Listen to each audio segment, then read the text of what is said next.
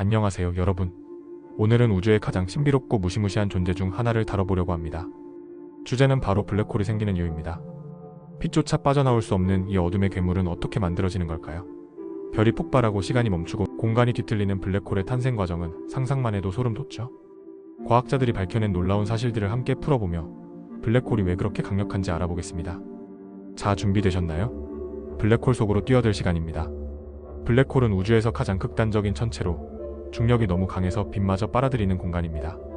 이 개념은 얼핏 들으면 공상과학 같지만 실제로 존재하며 과학적으로 설명할 수 있습니다. 블랙홀이 생기는 이유는 간단히 말해 별의 죽음과 관련이 있습니다.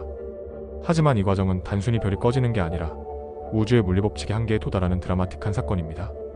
블랙홀은 주로 거대한 별이 초신성 폭발을 일으킨 뒤 남은 잔해가 중력 붕괴를 겪으며 형성됩니다. 이 글에서는 블랙홀의 탄생 과정을 단계별로 풀어보며 그 과학적 원리를 구체적으로 탐구하겠습니다. 먼저 블랙홀이 만들어지려면 별의 생애 주기를 이해해야 합니다. 별은 태양계처럼 가스와 먼지 구름에서 시작됩니다. 약 46억 년 전 태양이 형성된 것처럼 별은 중력으로 뭉쳐지며 중심에서 핵융합을 시작합니다. 수소가 헬륨으로 융합되며 빛과 열을 내며 빛나죠. 태양 같은 별은 약 100억 년 동안 안정적으로 빛나지만 질량이 태양의 8배 이상인 거대한 별은 이야기가 다릅니다. 이런 별은 수명이 짧고 핵융합이 더 빠르게 진행되며 결국 블랙홀로 변할 가능성을 품고 있습니다.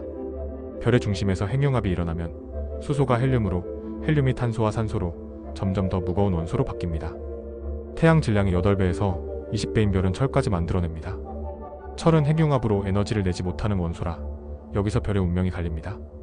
철이 쌓이면 더 이상 핵융합으로 중력을 버틸 에너지가 나오지 않고 별은 붕괴를 시작합니다. 이 붕괴는 몇 초 안에 일어나며 엄청난 폭발로 이어집니다. 이게 바로 초신성 폭발입니다. 초신성 폭발은 블랙홀 탄생의 첫걸음입니다.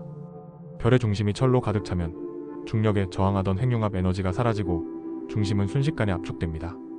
이 과정에서 별의 외곽은 폭발하며 밝은 빛을 내뿜고 중심은 중력 붕괴로 엄청난 밀도를 가진 상태로 변합니다. 초신성 폭발은 우주에서 가장 강력한 사건 중 하나로 몇 초간 태양보다 수십억 배 밝게 빛납니다. 예를 들어 1987년에 관측된 SN1987A는 지구에서 16만 8천 광년 떨어진 초신성으로 맨눈으로 볼 수 있을 만큼 밝았죠. 이 폭발은 주변 성운을 밝히며 수십 년간 관측됐고 블랙홀 탄생의 단서를 남겼습니다. 초신성 후 남은 중심이 블랙홀이 될지 아니면 다른 천체가 될지는 질량에 달렸습니다. 태양 질량의 8배에서 20배인 별이 초신성을 일으키면 중심 잔해가 약 1.4배에서 3배 태양 질량으로 남을 수 있습니다. 이 경우 중성자별이 됩니다. 중성자별은 중성자로 압축된 초고밀도 천체로 지름 20km의 태양 질량의 1.4배를 담고 있죠. 하지만 잔해 질량이 태양의 3배를 넘으면 중력 붕괴가 멈추지 않고 블랙홀로 진화합니다. 이 경계는 톨먼 오펜하이머 볼코프 한계로 중성자별이 버틸 수 있는 최대 질량을 뜻합니다. 블랙홀이 되는 과정에서 중력이 주인공입니다. 중력 붕괴는 별 중심의 물질을 극단적으로 압축하며 밀도가 무한대에 가까워지는 특이점을 만듭니다.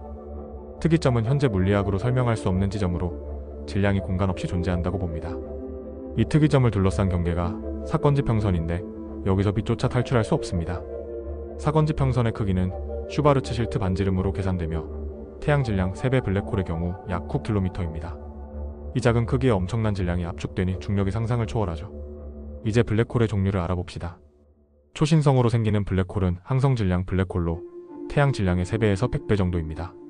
하지만 우주에는 이보다 훨씬 큰 초대 질량 블랙홀도 있습니다. 은하 중심에 자리 잡은 이 블랙홀은 태양 질량의 수백만에서 수십억 배로 우리 은하의 궁수자리 A스타는 약 430만 태양 질량입니다. 초대 질량 블랙홀은 별의 붕괴가 아니라 초기 우주에서 가스 구름의 붕괴나 블랙홀 간 합병으로 생겼다고 봅니다. 또 이론적으로 중간 질량 블랙홀도 존재할 수 있으며 성단에서 관측된 흔적이 있습니다. 항성 질량 블랙홀이 생기는 과정을 더 구체적으로 들여다봅시다. 초신성 폭발 후 중심 잔해가 태양 질량 3배 이상이면 중성자별 단계도 건너뛰고 바로 블랙홀로 붕괴합니다. 이 과정에서 중력파가 방출되는데 이는 아인슈타인의 일반 상대성 이론이 예측한 현상입니다. 2015년 LIGO 레이저 간섭계 중력파 관측소는 두 블랙홀이 합쳐지며 중력파를 내뿜는 걸 처음 관측했습니다. 이 사건은 블랙홀이 실제로 존재하고 별의 죽음에서 비롯됨을 증명했죠. 중력파는 시속 수십만 킬로미터로 퍼지며 시공간을 미세하게 흔들었고 지구에서 13억 광년 떨어진 곳에서 온 신호였습니다. 블랙홀 탄생의 또 다른 경로는 직접 붕괴입니다. 태양 질량 100배 이상인 초대 질량. 별은 철 중심이 형성되자마자 폭발 없이 바로 블랙홀로 붕괴할 수 있습니다. 이 경우 초신성은 생기지 않고 별이 갑자기 사라지며 블랙홀이 됩니다. 이런 현상은 우주 초기의 거대 별에서 흔했을 것으로 추정되며 현재 관측된 일부 블랙홀의 기원을 설명합니다. 직접 붕괴는 별의 외곽이 너무 무거워 폭발로 날아가지 못하고 안으로 빨려 들어가는 경우로 블랙홀의 초기 질량을 키우는데 기여했을 가능성이 높습니다. 블랙홀의 특성을 이해하려면 일반상 대성 이론이 필수입니다. 아인슈타인은 중력이 시공간을 휘게 만든다고 했습니다. 별이 붕괴하며 특이점이 생기면 시공간은 극단적으로 왜곡됩니다. 사건의 지평선 근처에선 시간이 느려지고 외부 관찰자에겐 물체가 영원히 느려지는 것처럼 보입니다. 예를 들어 블랙홀 근처에서 1시간을 보내면 지구에선 수십 년이 흐를 수 있습니다. 이는 영화 인터스텔라에서 잘 묘사됐죠. 실제로 블랙홀 근처의 시간 팽창 비율은 슈바르츠 실트해로 계산되며 사건 지평선에 가까울수록 무한히 느려집니다. 블랙홀이 생기는 이유를 더 깊이 파보려면 별의 질량과 진화 단계를 알아야 합니다. 태양 질량 8배 미만인 별은 초신성 없이 백색 외성으로 끝납니다. 8배에서 20배는 중성자별이나 블랙홀로, 20배 이상은 거의 확실히 블랙홀로 갑니다. 별의 초기 질량은 태양계 형성 당시 가스 구름의 조성에 따라 달라지며 무거운 별은 우주 초기에 더 흔했습니다. 이런 별들은 수백만 년 만에 생을 마감하며 태양보다 훨씬 짧은 삶을 삽니다. 블랙홀의 증거는 간접적이지만 강력합니다. X선 쌍성계에서 블랙홀은 동반별의 물질을 빨아들이며 강착 원반을 만듭니다. 이 원반은 뜨겁게 빛나며 X선을 방출하는데 태양 질량 3배 이상의 천체가 빛을 내지 않으면 블랙홀로 간주됩니다. 예를 들어 100조짜리 X1은 태양 질량 15배로 최초로 확인된 블랙홀 후보입니다. 강착 원반의 온도는 수백만 도에 달하며 물질이 사건 지평선으로 떨어지기 전 마지막 빛을 뿜어냅니다. 초대 질량 블랙홀의 기원은 아직 풀리지 않은 수수께끼입니다. 우주가 138억 년 전 빅뱅으로 시작했을 때 초기 가스 구름이 붕괴하며 씨앗 블랙홀을 만들었다고 봅니다. 이 블랙홀은 주변 물질을 흡수하고 합병하며 성장했습니다. 2019년 사건 지평선 망원경은 M87 은하의 초대 질량 블랙홀을 최초로 촬영하며 이 이론을 뒷받침했습니다. 이 블랙홀의 사건 지평선은 지구에서 달을 보는 크기 정도로 작게 보였지만 실제 크기는 태양계만 했습니다. 이제 블랙홀 탄생에 숨겨진 이야기를 더 들여다봅시다. 별이 초신성으로 폭발할 때 중심 붕괴는 밀리초 단위로 진행됩니다.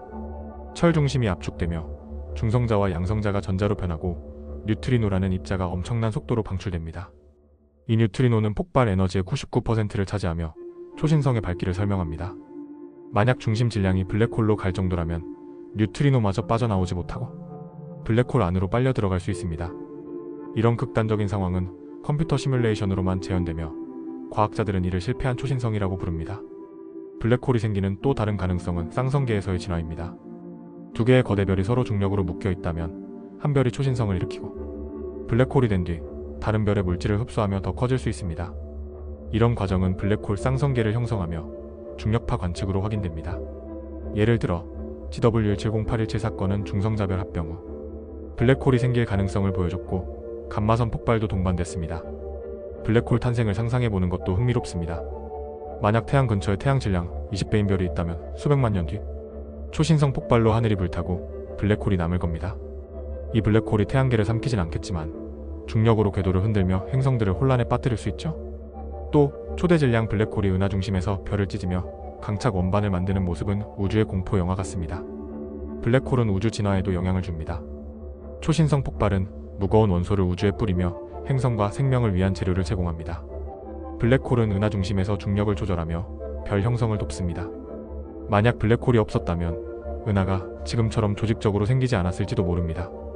초대 질량 블랙홀은 은하의 성장 속도를 늦추며 우주의 구조를 균형 잡아줍니다. 블랙홀 연구는 계속 발전 중입니다. 호킹 복사는 블랙홀이 양자역학적으로 증발할 수 있다는 이론으로 작은 블랙홀은 시간이 지나 사라질 수 있습니다. 태양 질량 1배 블랙홀은 약 10의 67제곱년 뒤 증발한다고 계산되죠. 이 과정에서 블랙홀은 에너지를 잃으며 폭발할 수 있는데 이는 우주 최후의 불꽃놀이가 될 겁니다. 또 원시 블랙홀은 암흑물질의 일부일 가능성도 제기됩니다. 블랙홀의 기원을 더 탐구하면 우주 초기의 별 형성 환경도 중요합니다. 빅뱅 후 1억 년쯤 지난 시기 첫 별들은 수소와 헬륨만으로 만들어졌고 태양 질량의 수백 배에 달했습니다. 이 제3세대 별은 빠르게 초신성을 일으키며 블랙홀을 남겼고 초기 은하의 씨앗이 됐습니다. 이런 블랙홀은 초대 질량 블랙홀로 진화하며 오늘날 은하 중심을 지배합니다. 블랙홀이 생기는 이유를 알면 우주의 극단을 이해할 수 있습니다. 별의 죽음은 끝이 아니라 새로운 시작으로 블랙홀은 그 유산입니다. 중력 붕괴로 시공간을 뒤틀며 빛마저 가두는 이 천체는 물리학의 한계를 시험합니다. 블랙홀은 단순한 어둠이 아니라 우주의 깊은 이야기를 품고 있죠. 별이 폭발하며 남긴 이 어두운 흔적은 우리에게 우주의 생명 주기를 보여줍니다. 여기까지 여러분과 함께 블랙홀이 생기는 이유를 탐험해봤습니다. 별의 폭발부터 시공간의 왜곡, 그리고 우주의 미래까지 이 놀라운 여정이 재미와 경의를 안겨줬기를 바랍니다. 다음에 또 다른 신비로운 주제로 찾아올게요. 그럼 안녕히 계세요, 여러분.